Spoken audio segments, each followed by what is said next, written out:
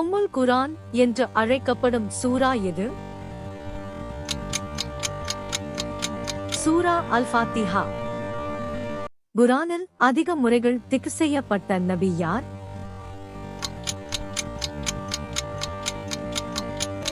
மூசா அலைஹிவஸலாம். முழுமையாக ஒரே தடவையில் இறக்கப்பட்ட சூரா எது? சரியான பதில் சூரா யூசுப். 2 சுஜூத் சஜ்தா கொண்ட சூரா எது? சூரா அல்-ஹஜ். அல்லாஹ் என்ற சொல் அதிகமாக வரும் சூரா எது? அல்-முஜாதிலா. குரானில் பெயரால் குறிப்பிடப்பட்ட பெண் யார்? மரியம் அலைஹிவஸலாம்.